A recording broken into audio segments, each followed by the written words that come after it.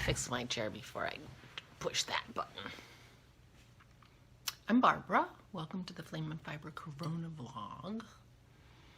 Episode almost 290. But not quite, I don't think. It is Sunday, January 10th. I hope you are all well. Thank you so much for joining me. It's a bright, sunny day here today. It looks a lot like yesterday. Yesterday my temperature was 42 when we walked the dogs. It was 42, the car told us. So.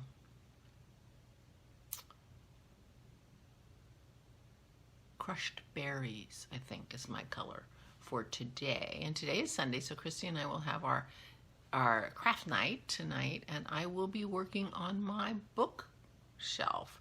So I will show you some bookshelf progress tomorrow. I didn't watch any more videos yesterday. And I'm really tempted to run out to Michael's today and see if I can get some better hoops.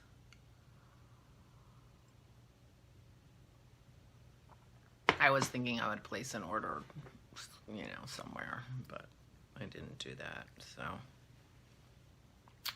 Anyway, I will be working on my bookshelves. I have at least 2 stitches that I've practiced. And I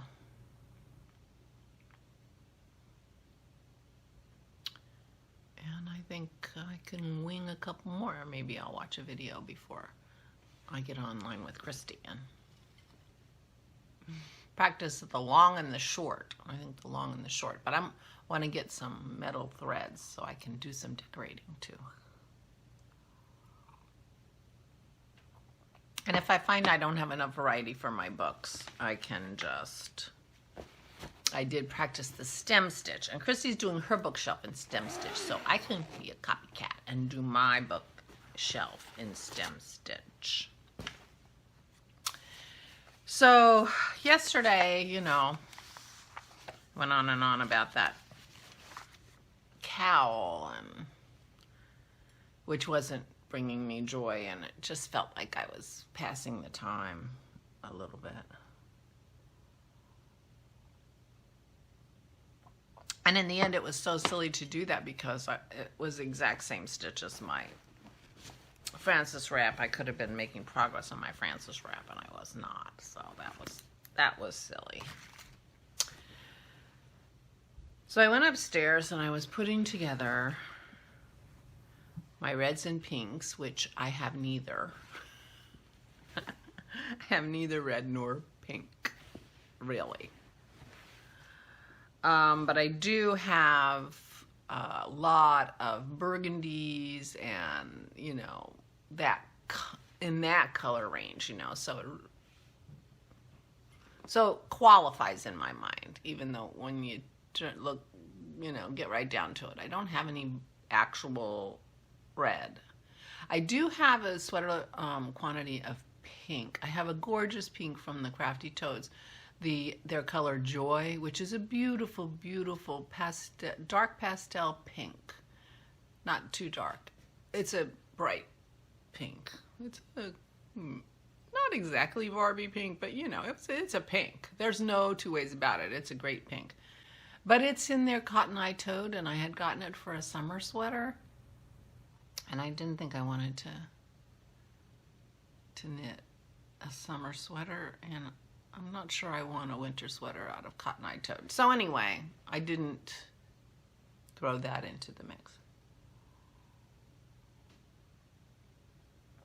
And I don't have any sweater quantity of any of the burgundy, you know. I have a whole cubby that, you know, is kind of burgundy with all different colors of, you know, that color, dark, deep, rich reds, but not bright red. Anyway, long story short, I came up with a color combo of yarns that I decided I wanted to. I started with this. This is a little bit of a rusty color too, but it's got purple in it, and I don't know, it just reads reddish to me. It's looking a little brighter in the sunshine. It's not quite as bright as that, but you know, it's a little washed out maybe. But this is Painted Desert. It is 100% superwash wool. 437 yards for 100 grams. And it's marled and beautiful. And this is very deep stash. I think I bought this at like my first visit to my local yarn shop. Now I was knitting for a couple of years before I realized I even had a local yarn shop. I found out that I had a local yarn shop by reading, I think it was Manos del Uruguay 2-page ad in like Vogue Knitting or Interweave Knits, one of those two, and they were listing all the yarn shops that carry their yarn in the United States by state. And my yarn shop, which is about a half an hour away from me, you know, towards a town I never go to, you know, it's just, there was never a way I was going to discover it driving by, was listed on there. I'm like, oh. So I found I had a local yarn shop and that, but I had been knitting probably 2 years at least by then. And if I'm correct in that, and I'm correct in this was one of the first yarns I bought, it's 6 years old. But I think, and I bought 2 of these. I bought a blue shaded one also. And I think they were in like a sale bin, you know, and the sale bins at my local yarn shop are like $1 off or $2 off. I mean, it's not like the deep discount kind of bin. But anyway, I really liked it, but I never did anything with it.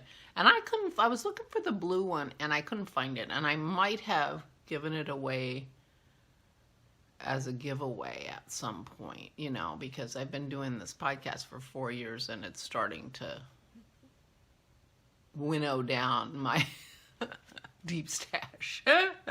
So I can't find it. And I think it's because I gave it away, is my guess. But I kept this one. So this was my starting place. And then these 2 are my other colors. So I have a marled, mottled, color changing skein, and then I have 2 other colors that are both in this skein. So this is 100% superwash wool. This is Greta and the Fibers. I bought this in Barcelona. Greta and the Fibers. And it is a sock yarn. It's a 75-25 sock yarn made in Barcelona. It was a local dyer. This skein was a complete mess. So if you're looking for a calm yarn winding experience, do not get Greta and the Fiber. It was the worst I've seen. I was surprised that I was able actually to wind it. I only had to cut it once. It's not fun when you have to cut your yarn to get it to wind. But anyway, but it's a beautiful color, isn't it? So this is a local Barcelona yarn dyer, Greta and the Fibers. And then my other yarn, this is the Buffalo Wool Company.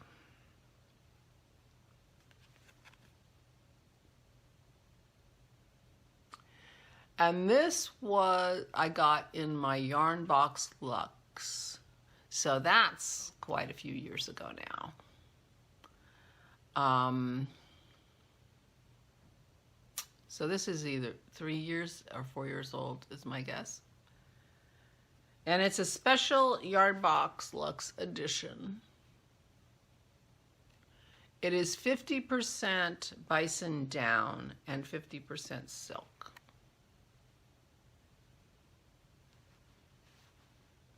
Now, it feels good. It feels really good. It doesn't, you know, it's not like when you put cashmere up to you and go, ooh, you know, but it's kind of lovely. And I started my project using this, and it's really, I swatched with this, and it's really lovely to knit with.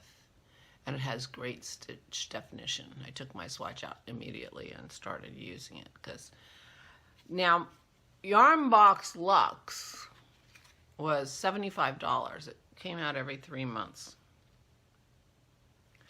And you usually got some kind of a thing, nice thing, you know, a notion of some kind. I got a gleaner one time, and I got a really fancy stitch counting gizmo one time, you know, so part of what you pay for is that, and you got a pattern. But I got 2 skeins of this in a $70 box, and this is 50 grams. So I got 100 grams of this for in a $75 yarn box. So I think it's a pricey yarn, is what I'm saying. When I started knitting it, I was glad I decided to do what I'm going to do, because it is kind of lovely. I mean, it's lovely. It's just not like, oh my God. But it's 200 yards for 50 grams. But look how big that skein is. So it's I guess it's fluffy. And this is dense. I mean, this is sock yarn, but you know, the bison is half the weight. Anyway, so that's what I decided. That's my color combo that I decided I wanted to do. And then I went to Ravelry. So you can imagine that this took me all day. I laid out all my reds and all, you know, like in my room. I don't know how long I was up there trying to figure out what are my colors, what am I going to do, and I picked 3, and I hope I have enough yarn, because you know I don't have any extra of any of them. So what I have is 1,250 yards or something total. Where is that, Greta? Did I drop it? Greta and the, let's see, 400 meters. So how much is 400 meters? 400 meters is, I think this is 400 meters. Yeah, it is. 437 yards. So I have 1,275 yards, which should be fine, but who knows? So then I'm going through Ravelry looking for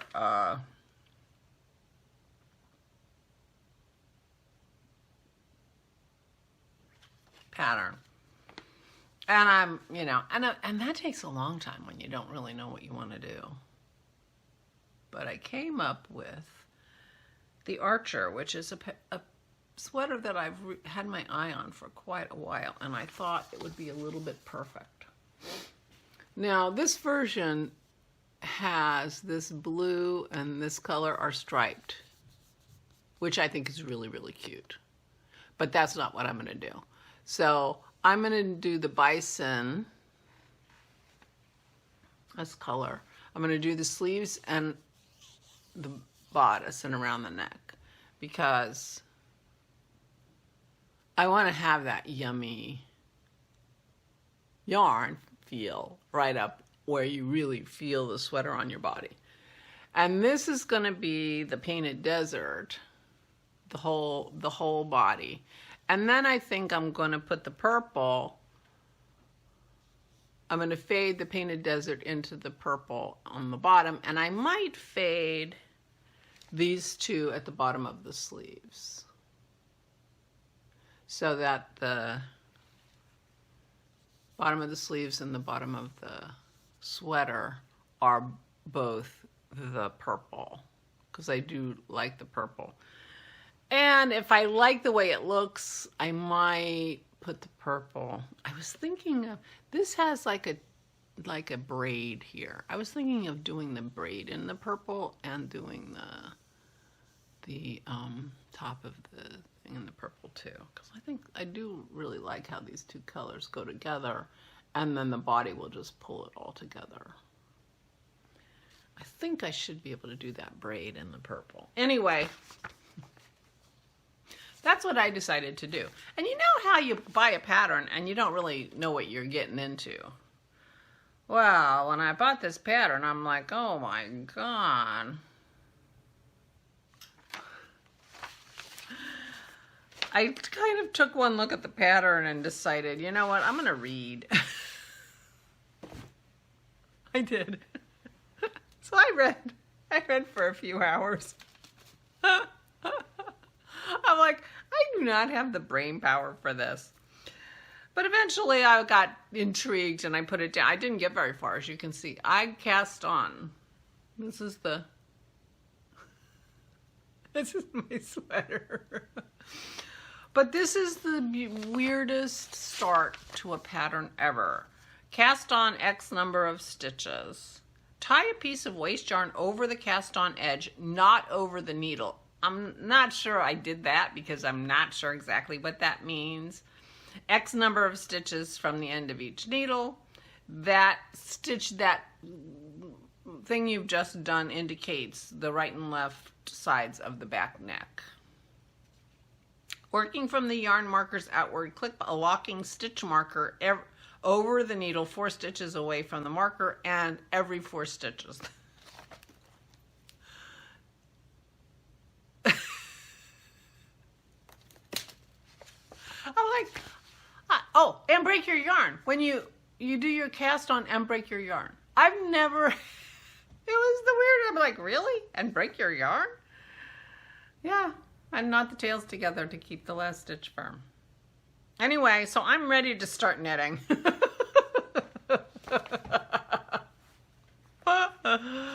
I have really liked this pattern ever since it first came out. It's the Archer by Elizabeth Daugherty. And there's a version, so it tells you how to do this with the stripes and everything, and then there's a version in here, which is why it's so much paper, a version here for just all in one color, which is also very nice.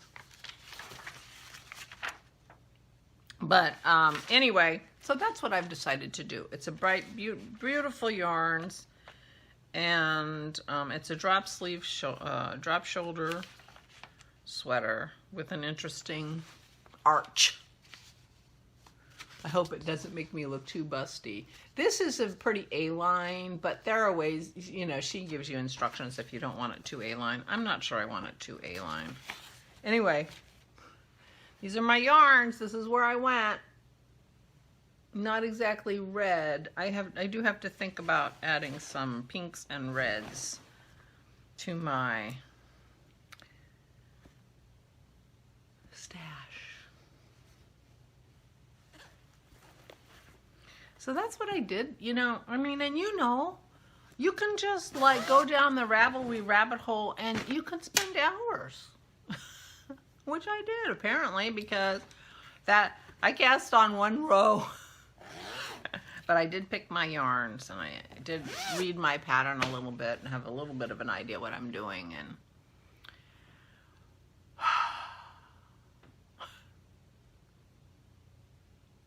but the yarn is making me happy, and several of you said, don't do that.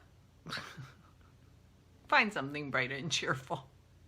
You were right, and I did. I found something bright and cheerful. So today my plan is to craft with my daughter. We are having our furnace maintenance guy come tomorrow morning, so my other plan is to sweep the basement steps. We have a space underneath our door to the basement, which is right here, about 1.5 inches. I think they're designed for for rooms that have really thick pile carpets, and we have hardwood floors here. So so there's a big space underneath the door. Our house is not very soundproof. because all our doors have these big spaces and whatever. But anyway, dog hair and dust go under that door. So the steps going to our basement accumulate a lot of dog hair, and they are not in the everyday rotation of me sweeping, which is not to say I sweep every day, I don't. But when I sweep, I don't think about opening the door and sweeping the basement steps. So they accumulate a lot, you know. So now I'm sitting here saying, oh, this guy's going to go down the basement. I better sweep. So I have to sweep the house anyway, but I have to remember to sweep the steps. So I'm going to do a little cleaning today. I'm going to be thinking about my stitching today. I'm going to be crafting with Christy today. I'm going to be writing up notes for a podcast today. And if everything comes together, I might even record the podcast. But you'll find out about that tomorrow, because I don't think I'll get it up today, even if I record it. So that in a nutshell is my plan for the day. I'm feeling better. I'm feeling more cheery today. I slept well, which always helps. And so there you are. Bob's your uncle. That's my plan. We shall see. And if I have any minutes left, I'm going to work on my sweater. Because that buffalo down silk yarn is kind of really lovely. The swatch was gorgeous. The stitch definition was so beautiful. So anyway, so that's going to be here, and anyway, I thought this was a good pattern to get full use out of that love, because it is around your neck and your arms. When you have a sweater with positive ease, that's where you really feel it the most. So I thought that would work out great. I am hoping I can figure out how to do that braid in the purple, though, because I think that would be nice. I'm not sure about the neck. I'll take your opinions about putting the purple around the neck. I'm thinking maybe no.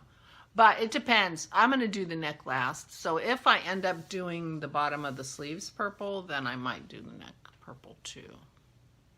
It depends on how far these yarns go. So we shall see. So anyway, I hope you guys are well. We didn't really do much except walk the dogs yesterday. Dennis is still oiling and dealing, sanded and oiled his cutting board. It's not ready. It's not ready for use yet, but I think it will be soon. And otherwise, we were just hanging. I was on Ravelry. You know how that is. So I will say goodbye. I hope you are well and take good care of yourselves. And I will wear a very heavy mask. Just saying goodbye and I ran out of space. If I end up going to Michael's, I will wear a very heavy mask and be very careful. And otherwise, I'm just going to be crafting and sweeping. Crafting and sweeping.